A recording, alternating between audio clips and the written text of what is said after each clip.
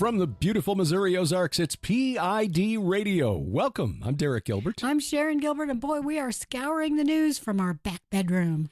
And there is so much to talk about this week. As always, we invite you to download our app before we dive into the gotta download that app. There's so much on there. Yeah, I've tweaked it a little bit this week, so it's a little easier to find the programs that are updated constantly at the top of the app. But as you go into the body of the app, the calendar section's been updated. So now our weekly Bible reading schedule for the Gilbert House Fellowship and a calendar of our upcoming events, both now available under the calendar tab. Yeah. You're getting there. Took me more than a year to figure that out. Your skill set is just incredible. My kung fu is getting good. And let me just say this.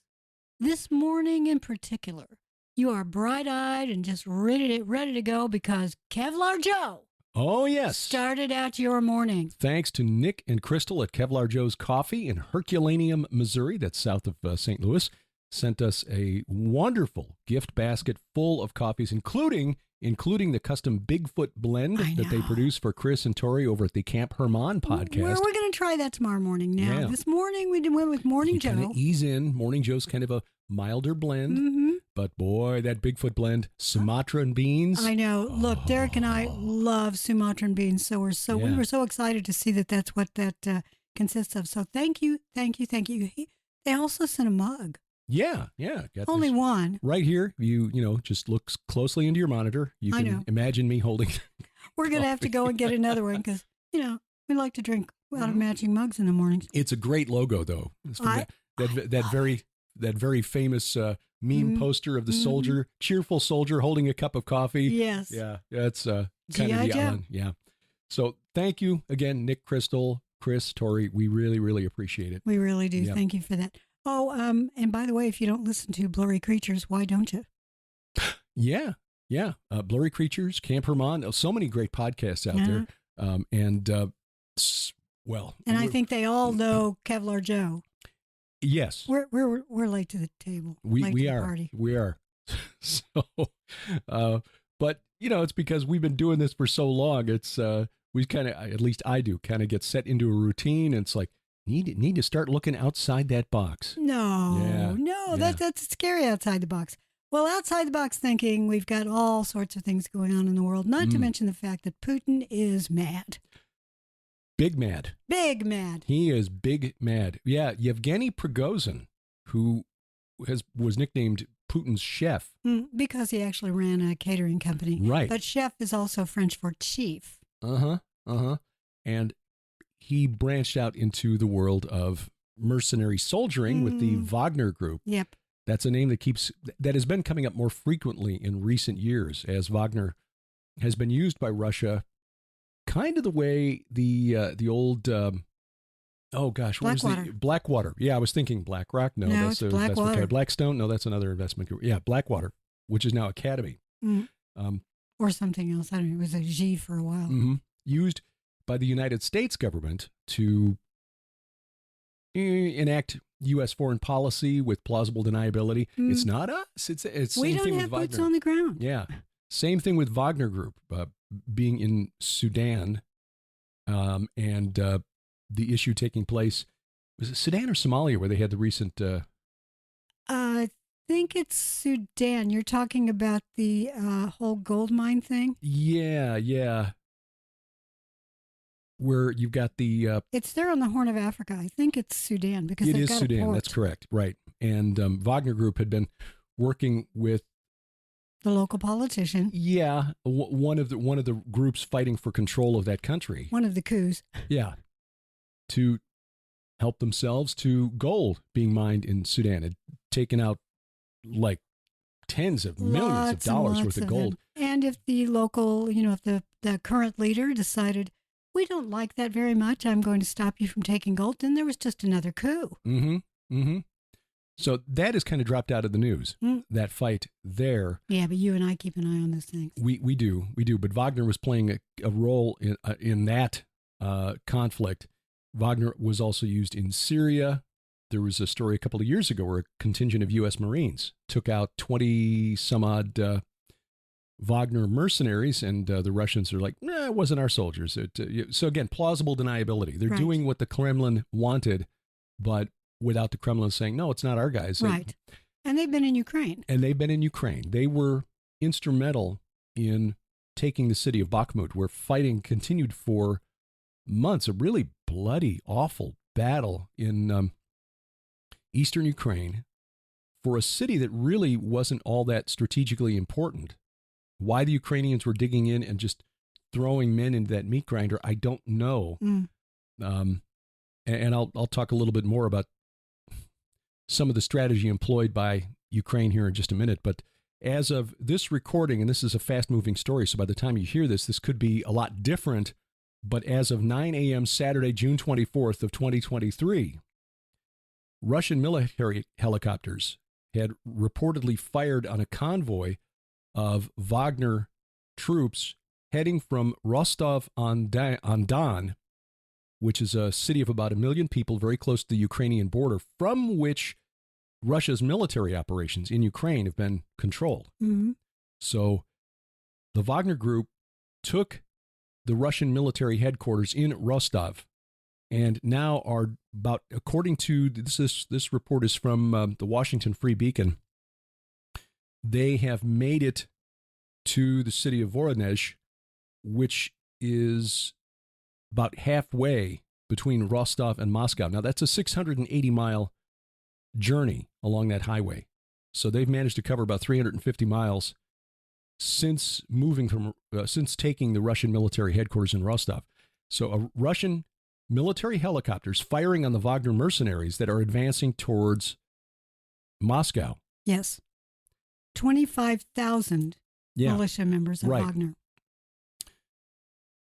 Vladimir Putin addressed the nation at 9 a.m.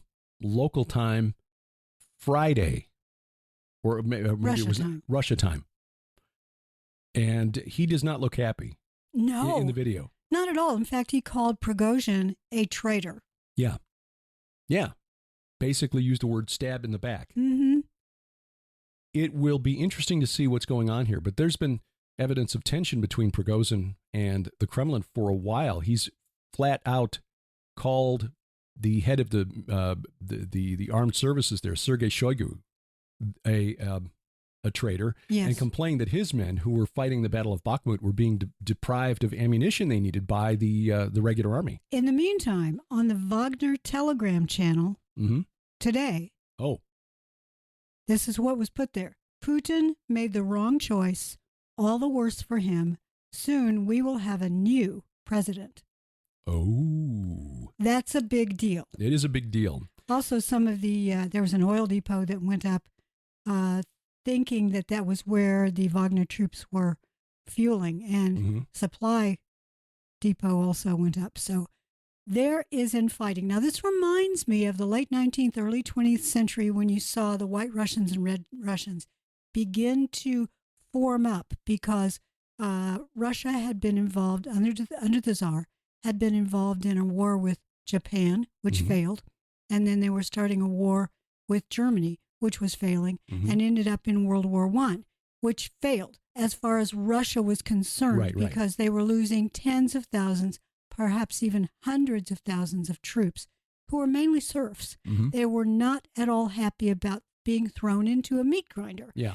So you had soldiers who suddenly decided, as they whispered through and learned that there were rebellions taking place against the Tsar, and that had been building for a couple of decades, this hatred towards the Tsar. These soldiers started shooting their commanding officers and deserting, forming up with men like Lenin. So this was the beginning of what culminated in the 1917 Russian Revolution. Yeah. I think we're seeing a replay of that. You might be right. A lot of the guys in the Wagner Group, the mercenaries themselves, are convicts who were let go on the condition that they went to fight with Prigozhin's group. And these convicts, once they serve out their quote-unquote term, they're loosed into the public. Right. They may be seeing in Prigozhin an opportunity to do more of what they were doing before that got them sent to prison. Continue their wicked ways. Yeah. So this is really, really interesting. No doubt the rest of the world is watching this very, very closely. By the way, Medvedev is rumored to have left Moscow. There are those who are saying, no, he's still here.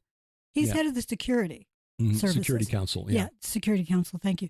And Medvedev, if that name is familiar, he's in the past been a president, and then he was prime minister, and then he was flipped around. And he was a placeholder for a while, during which time Putin served as prime minister, and then the constitution got changed so Putin could come back in as president. Exactly. This is occurring as Ukraine has launched its much ballyhooed, long-awaited counteroffensive, which to date has not been very successful. So what does this mean now for Ukraine's ability to retake territory in the Donbass? We don't know yet. Well, because, again, this is very fluid. By the time this podcast is over, this information may well be obsolete. According to the map that I'm looking at, it is assumed, based on movements that were detected, and of course, our Western sources have been watching all of this, and who knows what other involvement they may have with it, conspiracy theorists. It looks like the Wagner fighters may be trying to take control of Voronezh. Which is that city mentioned earlier, about halfway between. Right. So if they can take that, that is a holding ground for launching attacks against Moscow.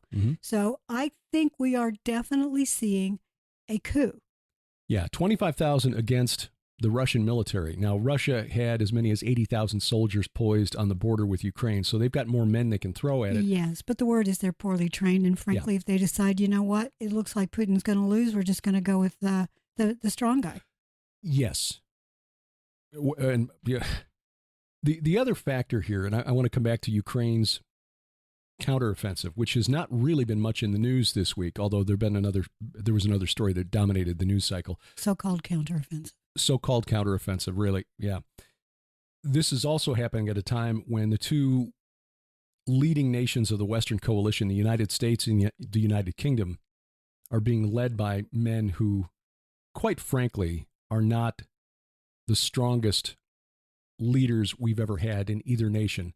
We don't have a Churchill or a Reagan or, at the helm. Right. Yeah. Joe Biden, I'm sorry, he is not the guy you want taking the phone call at 3 a.m. because Joe, and I don't say this with any joy, I'm not trying to mock the man, because we see up close with some family members what cognitive decline can do to someone. Exactly. But, God bless him. They should have let him retire instead of putting him up as a meat suit to enact the policies of the handlers behind the scenes. Yeah, that is tragedy. But Rishi Sunak is a good behind-the-scenes schemer, but I don't think he is a leader. Oh, heavens, no. He's a follower. He is. So he does as he's told. Yeah. So that's who's sitting on the other side of this, watching things. The danger might be that some Ivy League graduate inside the White House might say, now's our chance to really strike a blow against, and then plunge us full on into World War III, which is, you've been saying for years, ever since. I've been watching the repeat of the lead up to World War I. Which gets back to your point. Yes. Yeah.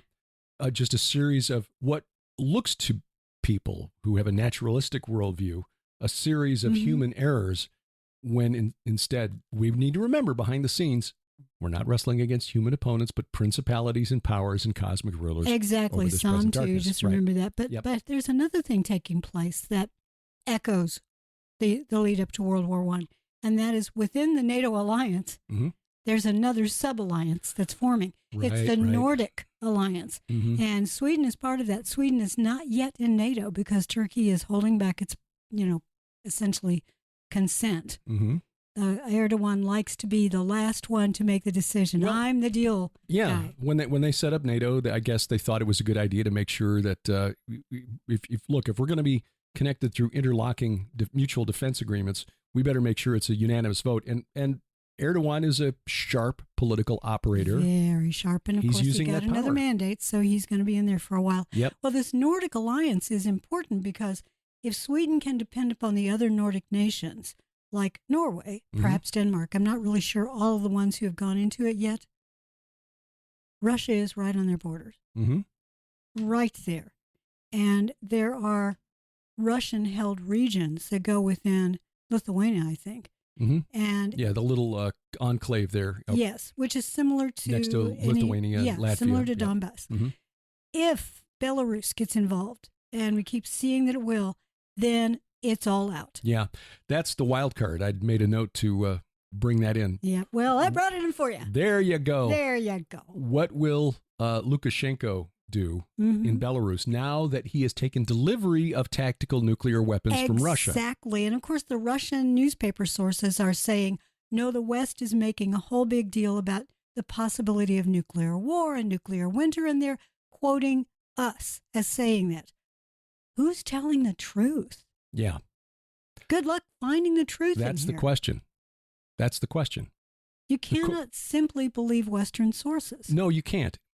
We don't go so far as to say that you can't, that everything that comes out in the corporate media is a lie. No, but you have to use a little filter. Discernment. Yeah. And it is demonstrably true that the Western press, the corporate media, has been lying about the war in Ukraine since the beginning. Because just over the last couple of weeks, I've been talking about this on 5 and 10, the media narrative about Ukraine has been changing to, as mentioned, first of all, we're not seeing many stories about the wonderful successes of the Ukrainian counteroffensive because they're not having any. They may be gaining small chunks of territory here and there, but it's like, okay, 20 or 30 square miles. But when you look at the map published by the Institute for the Study of War, which is a neocon think tank in Washington, D.C., you're not seeing that area controlled by Russia shrinking to any great degree.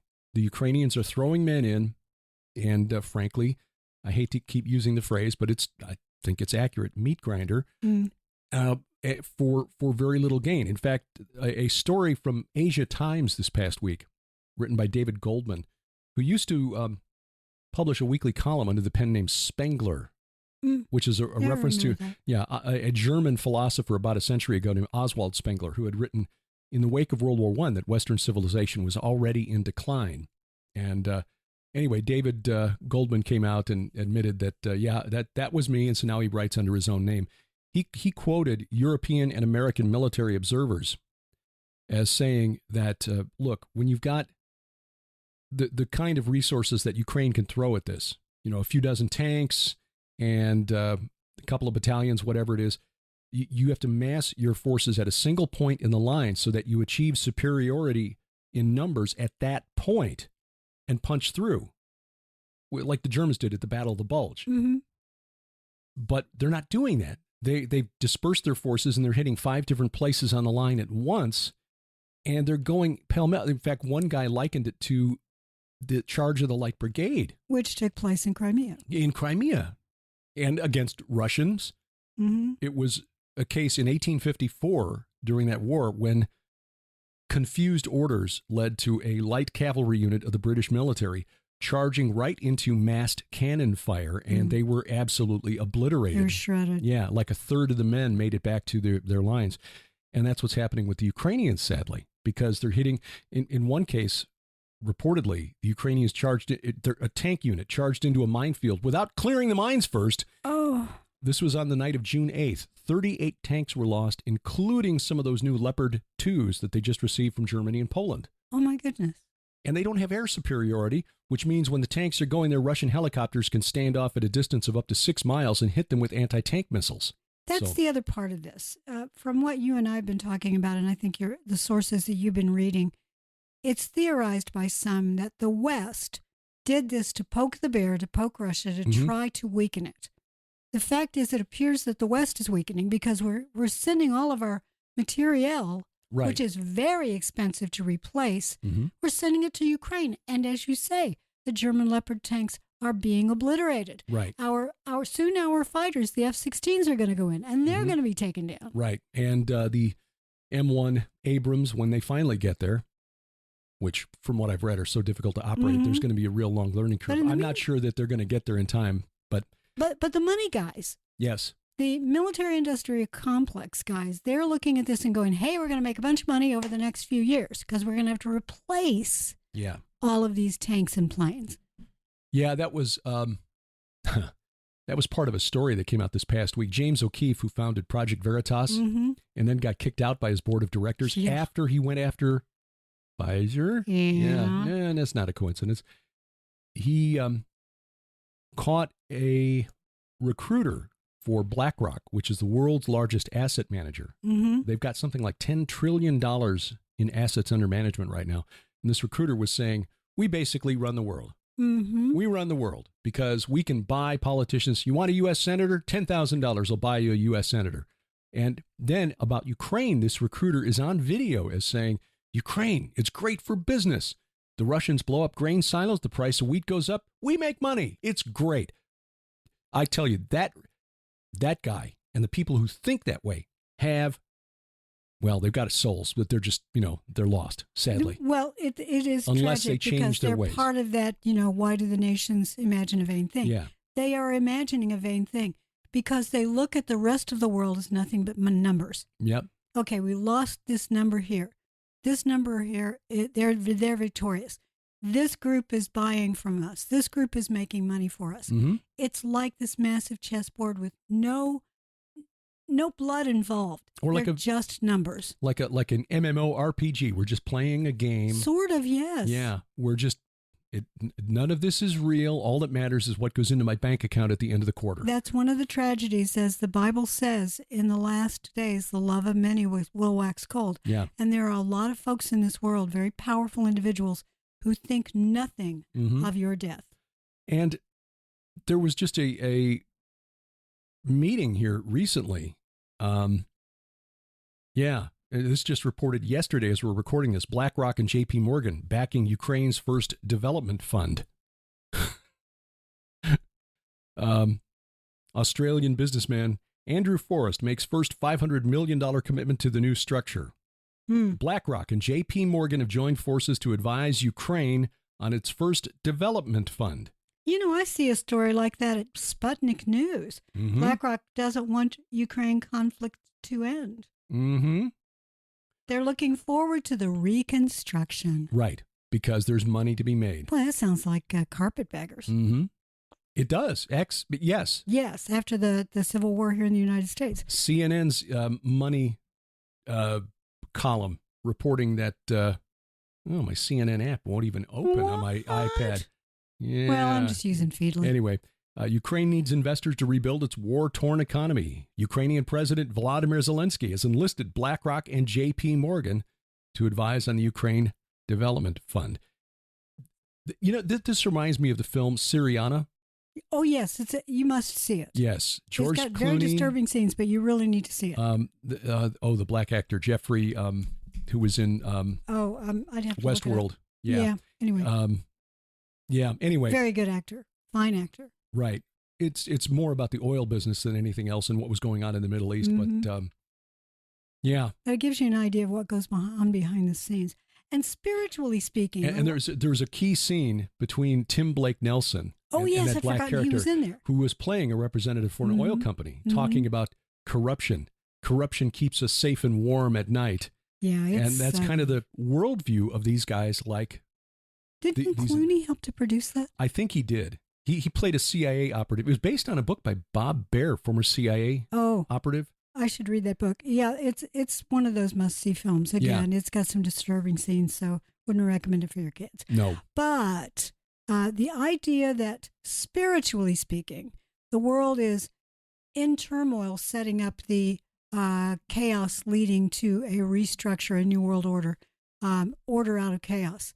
This is playing out, and you and I have talked about this on Unraveling Revelation and here on PID Radio a number of times, the fact that Inanna is building up not just the war chest because she wants the entire world to be at war, but she also wants to set up her own religion, which is based on a fluid gender cycle that gets people, frankly, doing things that are reprehensible. and make no sense whatsoever. But they buy into this new religion, and I think that's where we're going with this. But on the flip side, she's working with another entity that is known by some cultures as Nabu. Mm-hmm. He was known to the Greeks and Romans as Hermes or Mercury, the god of commerce, the god of... That's where you get mercantile and merchandise.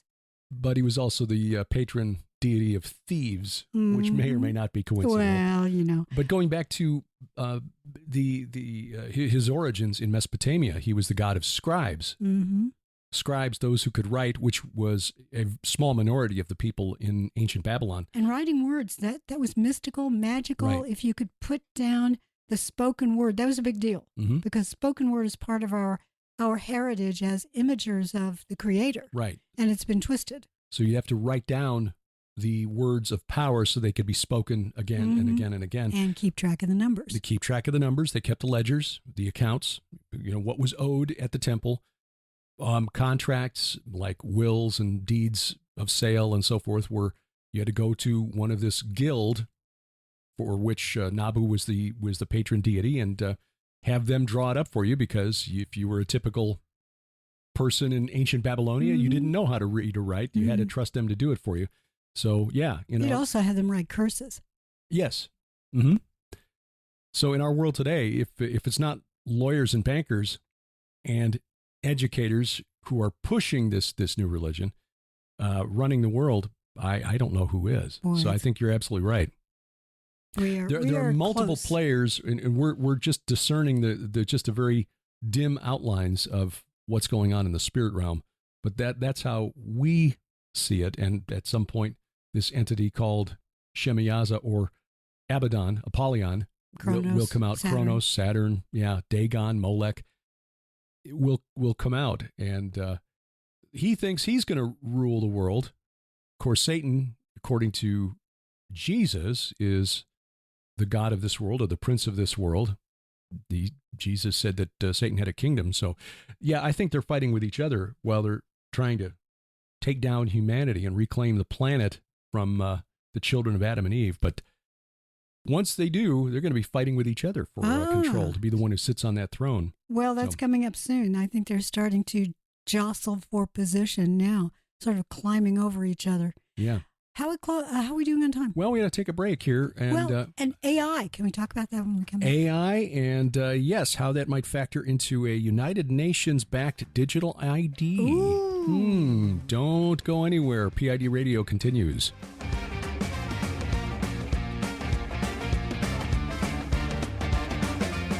Recorded a lot of video over the last 8 years, and we're truly thankful that so many of you have been blessed by our teachings, presentations, our travel augmentaries of our tours through Israel.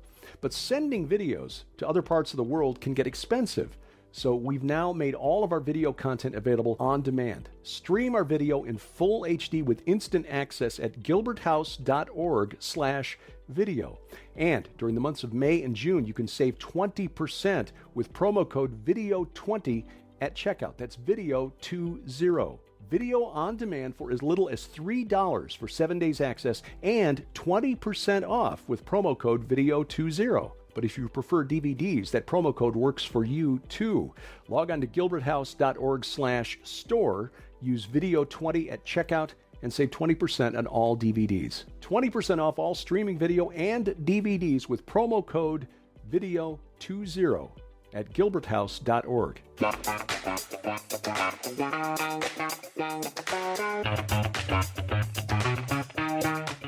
Welcome back to PID Radio. I'm Derek Gilbert. I am Sharon Gilbert, and our podcast today is fueled by Kevlar Joe Coffee. Thank you very much indeed. Oh, yeah. I want to remind you, Build Barn Better project is it's underway. July 19th of this coming up very quickly, and we're going to have the floor done. After that, the electrics will be done. Insulation, new windows, some repair on the outside where there are a few holes in the siding. But hey, we're getting there. So we're thinking maybe mid to end of September, we'll be in the barn doing all of this stuff. And in fact, we're even, crazy me, because I don't like to put on makeup. I really prefer not to. My skin is happier. My eyes are happier. Sweetheart, I think you look lovely without right now. It's that coffee. You're just, Thanks, Kevlar The Joe. world looks brighter. Doesn't it, though? I know. But we want to just tell you that we are thinking about the idea of putting just a little camera and watching us as we sit here, so you can, if you are one of those people that likes a visual while you're listening to a quote-unquote podcast, many of those are actually visual now, you may get that. Who knows? Oh, you may be sorry, too. Well, it's more of a burden for you. They don't look like they're awake. They scare me. Are they in jammies? Yes.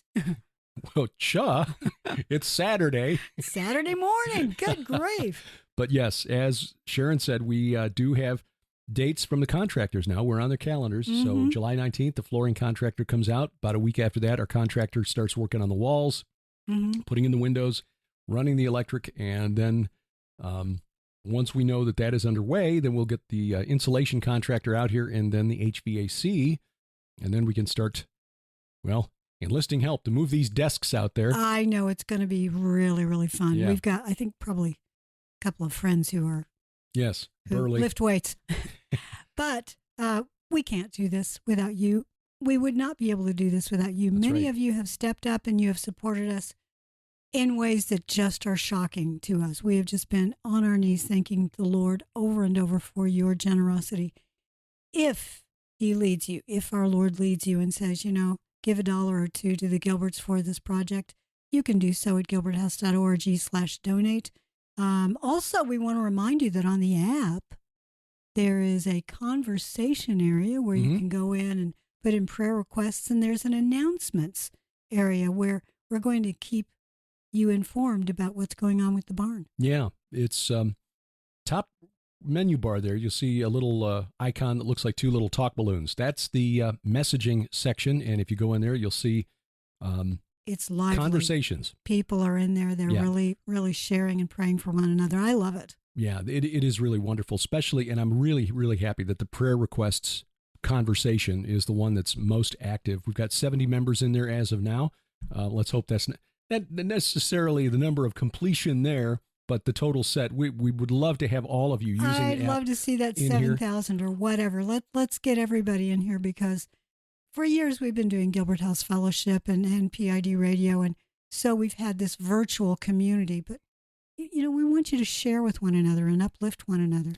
And the nice thing about this is that it's all self-contained within the app, so it doesn't go out on the internet and thus does not go through an algorithm that might pick up on some keywords and decide that you are somebody who needs to have that you need a timeout in whatever social media forum. It's great because Subsplash is the company that makes our app. They're a Christian company. They host lots and lots of big names you're familiar with, including Ellie Marzulli and Skywatch TV, Prophecy Watchers, and Gilbert House Fellowship. Yeah, so take advantage of that. That's a wonderful tool that they've included there. So download the app. You'll find it at gilberthouse.org/app or pidradio.com/app. Yeah. Either way.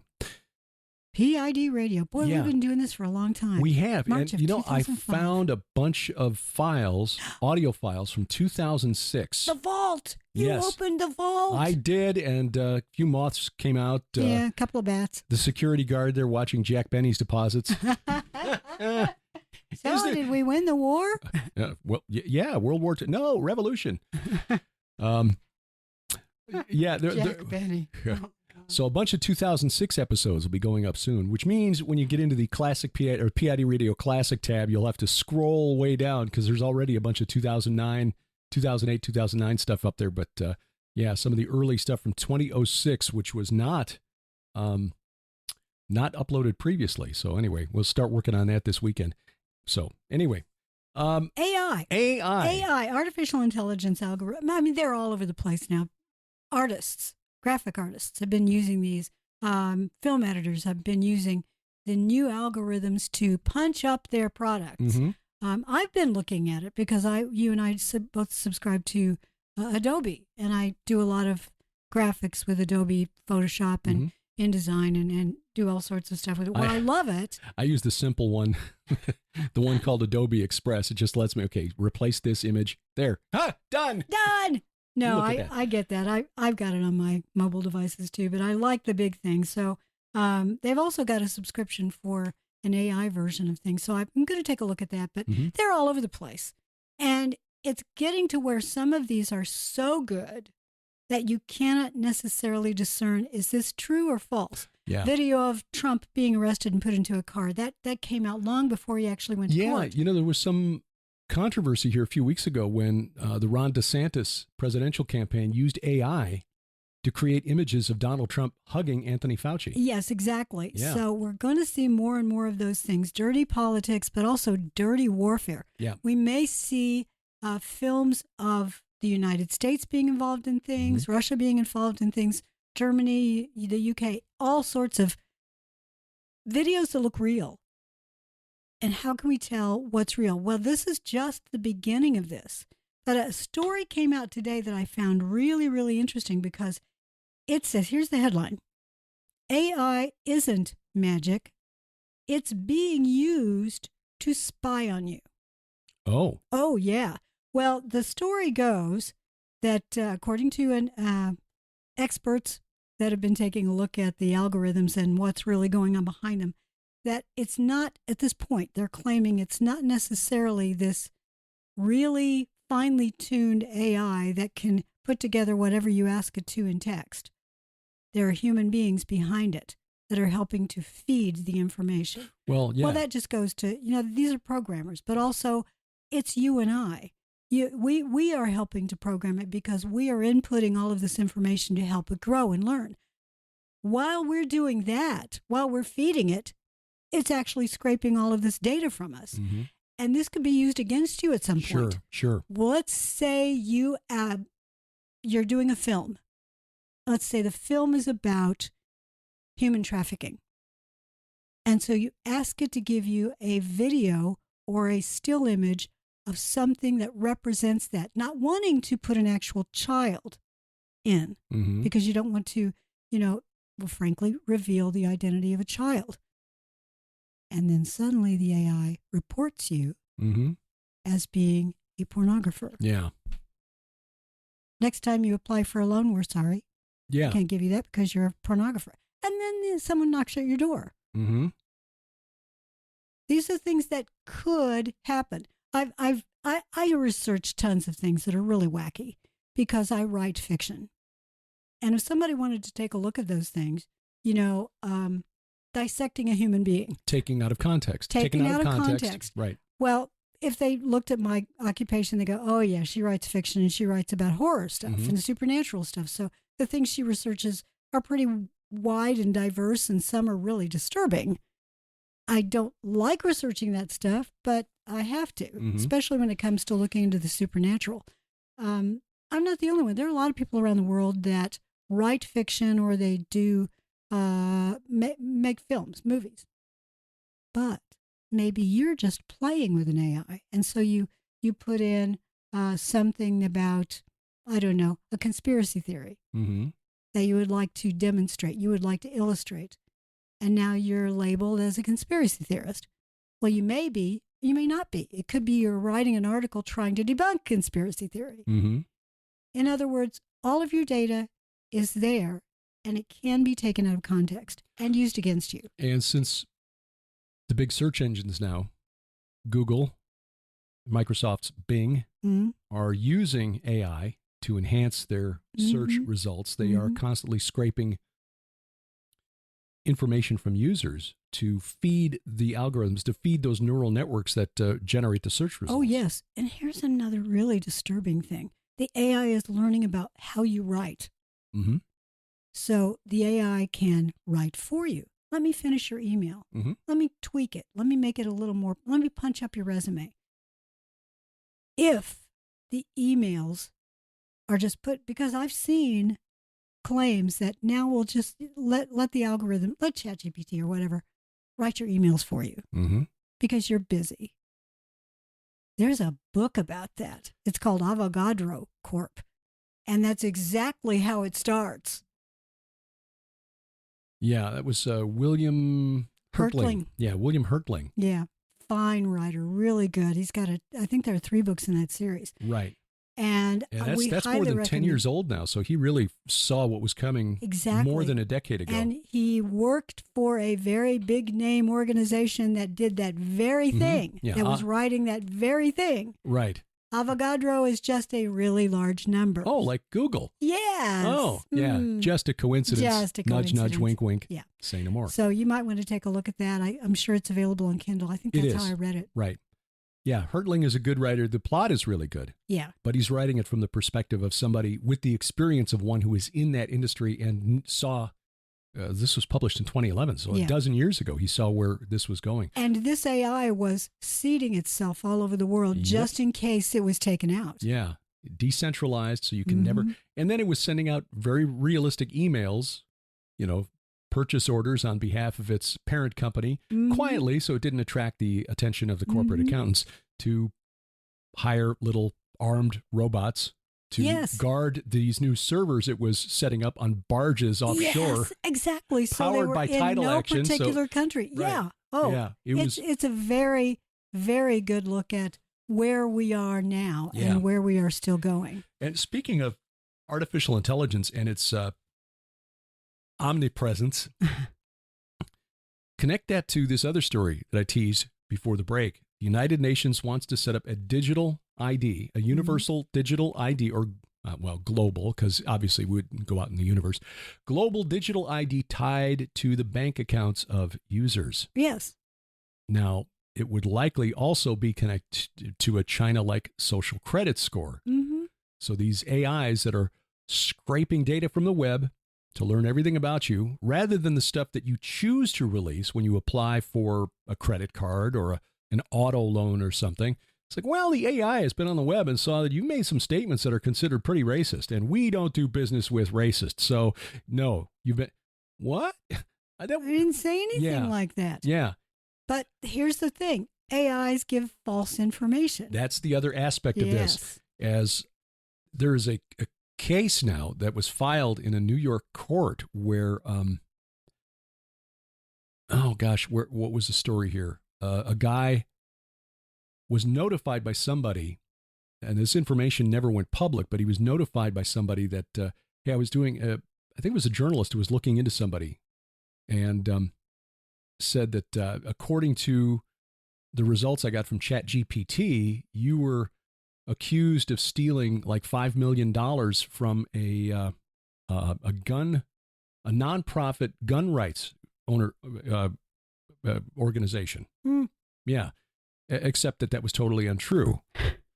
So ChatGPT, or OpenAI, which develops ChatGPT, has been sued by this guy. Now it's not clear that the case will go anywhere because the guy who got the results from ChatGPT never published it. But right. So technically, this is not no the harm first, was done, but still. Technically, right. But how did it cite, come up with this information? In another case, a lawyer in New York was censured because he filed a brief in court citing all of these legal cases, and it turned out that the cases, which he used ChatGPT to find, it had just made them up. They were realistic sounding, Jackson versus Ajax Airlines, so blah, blah, blah, blah. None of those cases existed. And in another case, a very well-known law professor at Georgetown, Jonathan Turley, whose column I read because he's a really good legal analyst who comments a lot on some of this legal lawfare that's being waged against Donald Trump. He's not a conservative, but he's honest. Yeah. Turley, according to another lawyer friend of his out on the West Coast, Eugene Volokh, was cited by ChatGPT in search results as having been accused of sexual harassment of a fellow passenger on an Alaskan cruise years ago when he worked at some other school. Except the problem is Turley never went on an Alaskan cruise and he never worked at this other school, but ChatGPT cited a non-existent Washington Post news article. Oh my goodness. As its source for this information. So what's really bizarre is that programmers of AI are aware of this. And I forget the term they're using, hallucinating or dreaming or something, but they're aware of this tendency of the black boxes, the neural networks, to just concoct these things out of whole cloth. And they sound realistic. And unless you go in knowing that it's possible that this stuff might be made up, boy, it's almost like the father of lies is in there. I wonder, because yes, exactly. I've only played with ChatGPT a couple of times. It's like, okay, this is interesting, but, and I'm not superstitious or afraid of it or anything. It's just like, I don't want to depend on this. It's an interesting tool. Mm-hmm. I can see how people wanting to shortcut actual research could be drawn in to use this. Kids trying to do homework is like, okay, well, I'll just, have ChatGPT ready. But I did a search for me, who is Derek P. Gilbert? Mm-hmm.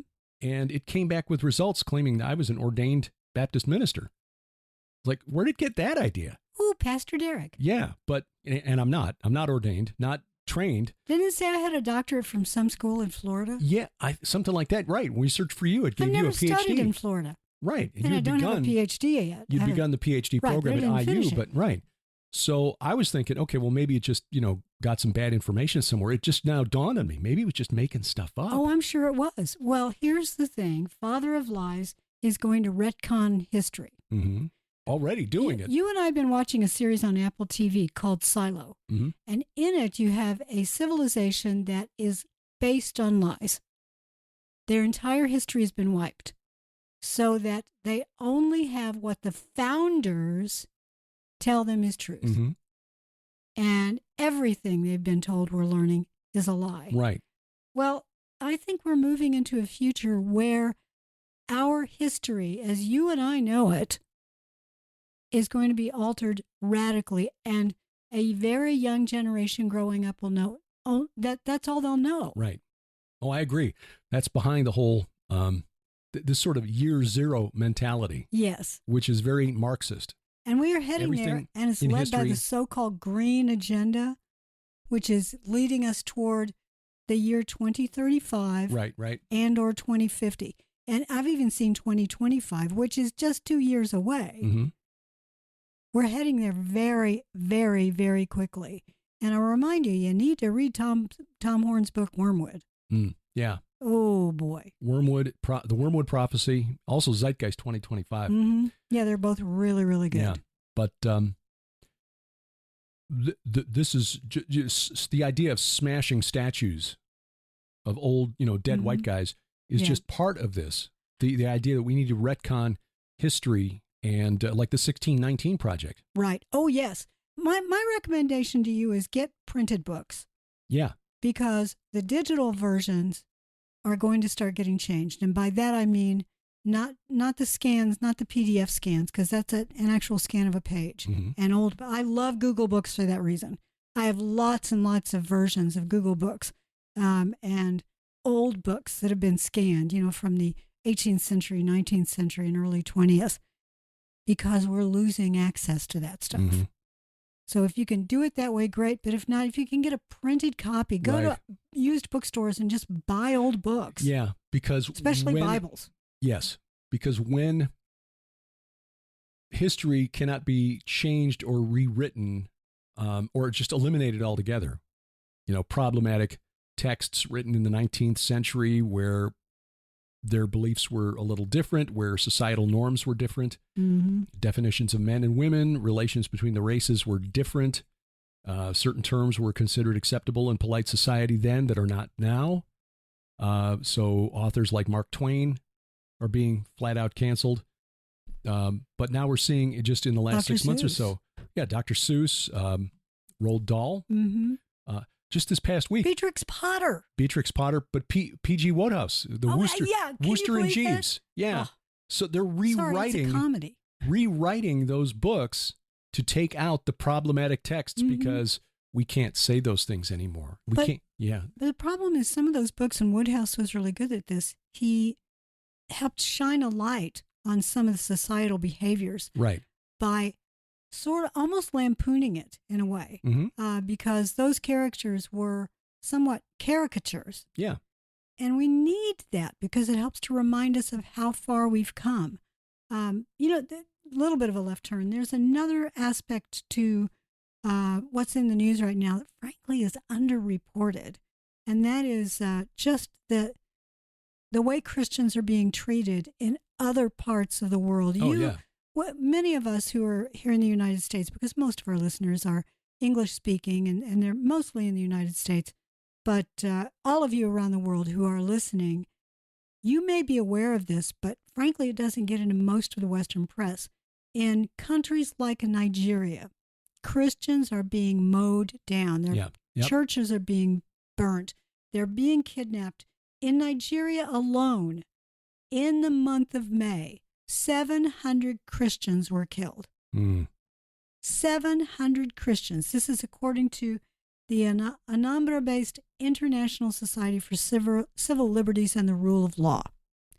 They released a report on just the month of May, 700 Christians, and they also allege that 1,100 Christians were killed by jihadis between April 12 and June 12. That's 17 deaths every day. And when it is reported in the corporate media here, it's always portrayed as, well, it's the herdsmen versus the townsmen or the farmers. Yeah, farmers and the cowmen.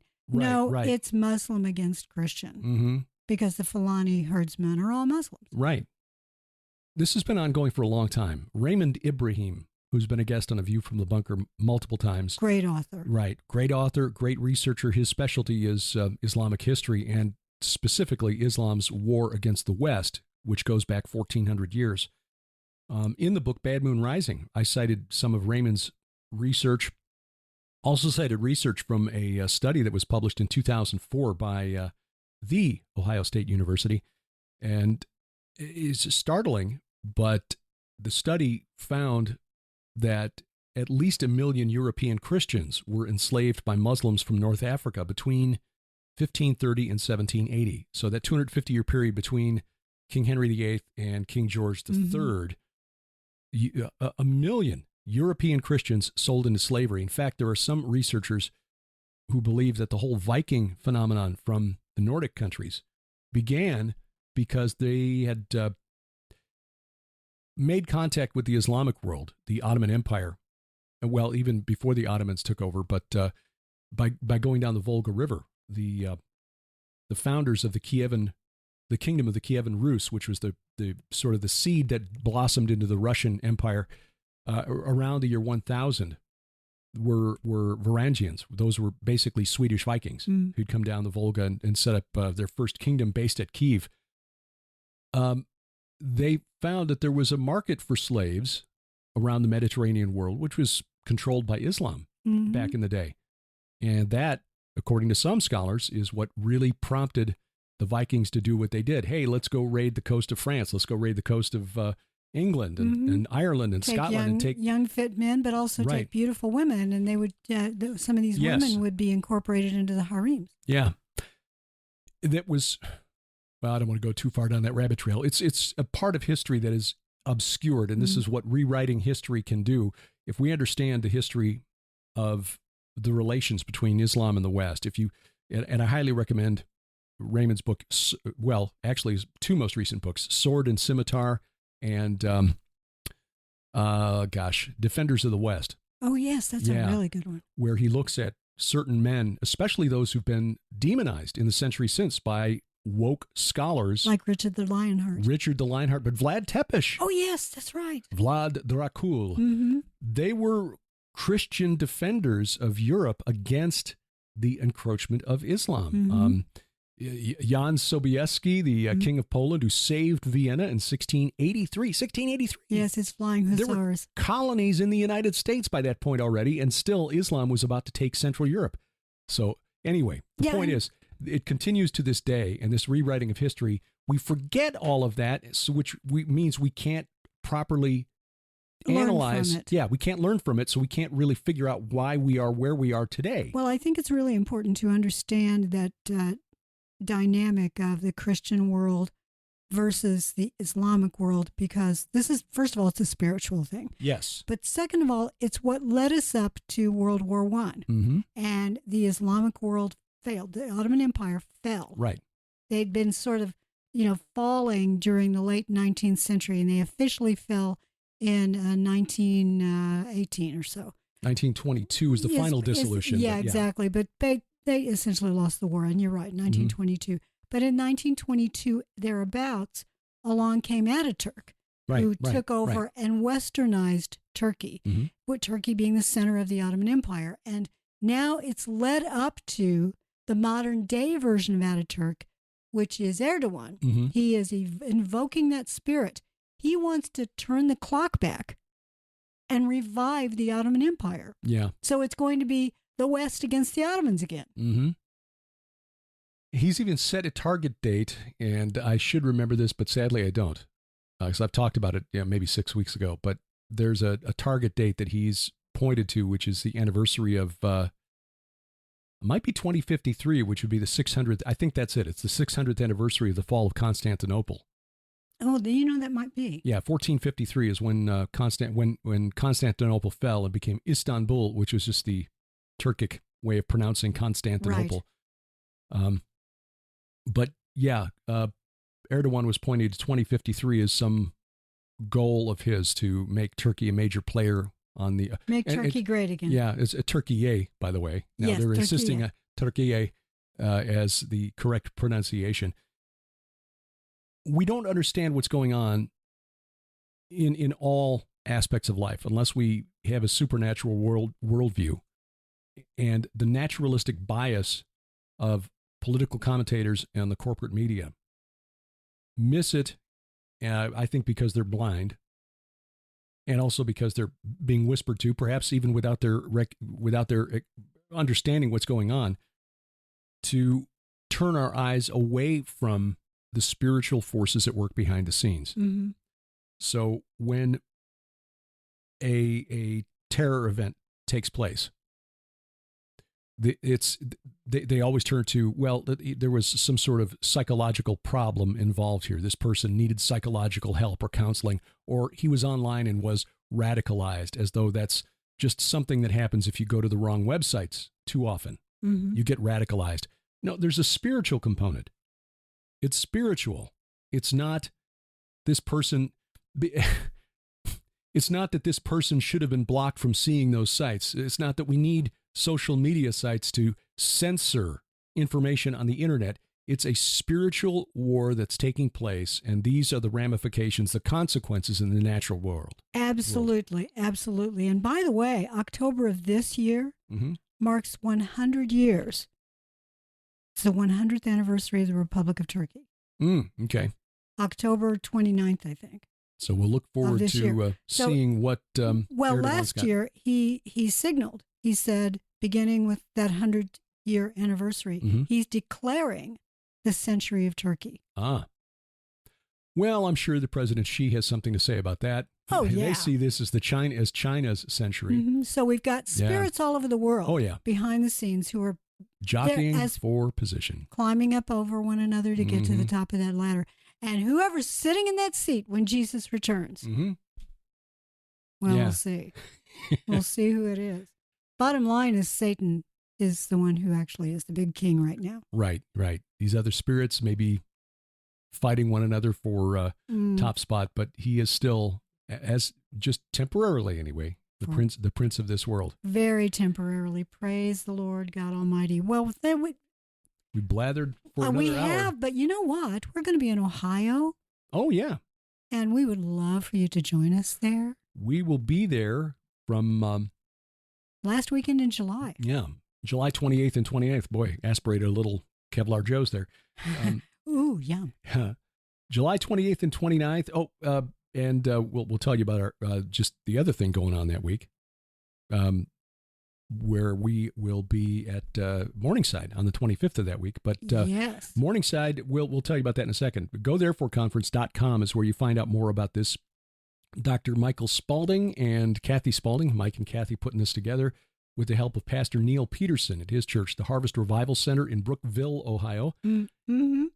Wonderful lineup of speakers. L.A. Marzulli, Pastor Casper McLeod, Dr. Michael Lake, Dr. Sherry Tenpenny, Coach Dave Daubenmeyer, and boy, some real spiritual warriors. Dr. Greg Reed, David Hevner, Tom Dunn, Vicki Joy Anderson, our good friend Kenny C. Oh, we love Kenny C. It's really quite a lineup. And I'll tell you what, because we've had so many years now of virtual conferences, in-person conferences are becoming more and more rare. Not only is this one place you can meet lots of great folks who are part of this milieu. You can listen to speakers that, frankly, don't always go to these conferences anymore. Mm-hmm. So plan to go. It's not a big deal to get in. It's a relatively modest entry fee, as I remember. Yeah, it's $59. Yeah, that's low. Right. And that helps offset the cost of the church having to, open up for the weekend and set up all of the facilities. AV equipment and all of that. But it's a wonderful setting. And yes, if you cannot make it to Dayton, the Dayton area, it will be live streamed. Yeah. So you can sign up for that at the website as well. GoThereForConference.com.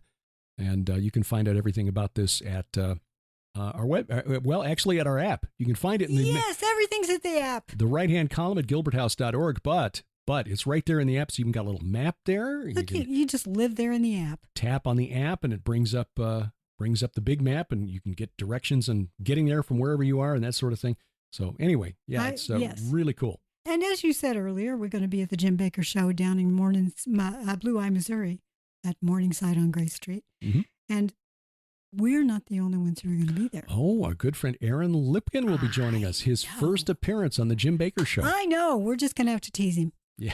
But I'll tell you what, he will dominate the conversation, as well he should, because Aaron Lipkin has been involved with archaeologists in the land of Israel for years. Yes.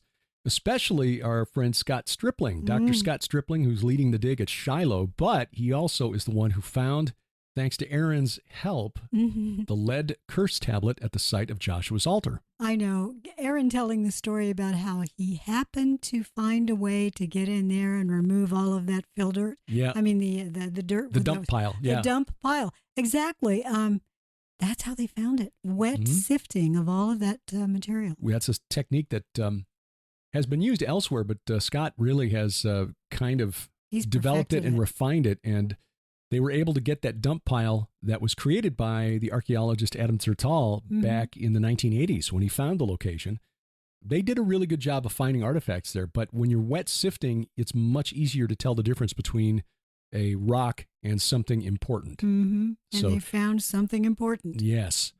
So Aaron Lipkin will be on the Jim Baker Show that day, Tuesday, July 25th. If you're in the Ozarks, you can join us because the session is free and open to the public. Get there a little early, about 10:30 in the morning or so, taping. They usually target 11 a.m., but usually it's closer to noon when we start. But there's a little cafeteria there that makes a great burger and some other great stuff. So you can get something to eat for lunch there and then watch the show. Come up and say hello afterwards. We'll probably record 2 programs. So probably until about 3 in the afternoon. Oh, it's going to be fun. Yeah. It's going to be fun. Again, you can get directions at our app in the calendar section and or at the website, gilberthouse.org. Look in the right-hand column for upcoming events. The little calendar has an actual map. I know. I love that. Again, Subsplash, the company that develops the app, has just done an amazing job. There's so many powerful tools in it that we're just now discovering. It's like, I wonder what this does. Oh, hey, that's cool. Let's add that. So that's what we got coming up in the next 30 days. So we're looking forward to that last week of July because that'll be a lot of fun. Seeing Aaron and then going to Ohio and seeing all of our friends there. And boy, we've done more words per minute today than I think we ever have. And we can thank Kevlar Joe Coffee. Yes. Thank you. Thank you so much for sending that to us. And this was the medium roast. Wait till we get the dark roast. There's tomorrow morning's Bible study ought to be really, really good. Yeah. So, that's coming up tomorrow. Our Gilbert House Fellowship. Let me check the calendar to see what's on the 2 Samuel 14 and 15. Oh, good stuff. Yep. So there's that, and then tomorrow evening, A View from the Bunker interview with Dr. Doug Hamp and his co-author on a brand new novel called The Regenesis Code. His co-author Mornay Tunison. A South African filmmaker. It is really, really good. I'm about a third of the way through the novel. It's a novel of the end times, the rise of Antichrist, and the use of genetic technology. Oh, I know. If you and I had the time, it's the sort of book that you can just devour in a day. Mm-hmm. But sadly, we have other things that require our participation. Yeah. I just agreed to appear on an upcoming series of shows at Skywatch TV talking about the Apocrypha. So I've got to do some reading on the book of First Enoch. So we've got the stuff. We do. We do. Here. So I will be doing some reading on that, and that actually is good motivation because it will go into our book in progress, The Gates of Hell. Yeah, indeed. We've got about 40,000 words on it so far. Yeah. And I've got about 50,000 words on book 9 of the Red Wing Saga. Awesome. And people have asked when that's going to come out. Probably Christmas. I'm also hoping to complete Angel Falls, which is the first John Thundercloud mystery. So lots of things happening here in Gilbert House. Yes. Well, keep up with us at gilberthouse.org. Our links to our Twitter feeds are there and all sorts of other stuff. But of course, the best way to keep up with us is through the app. Yes, and indeed. until next time, I'm Derek Gilbert. I am Sharon Gilbert. Bye-bye, everybody. PID Radio is an outreach of Gilbert House Ministries, released under Creative Commons Attribution, Non-Commercial, No Derivatives 4.0 International License. Follow us online, PIDradio.com, Twitter @PIDRadio, or by downloading our free app, PIDradio.com/app or gilberthouse.org/app. Join us each week for our Bible study, the Gilbert House Fellowship.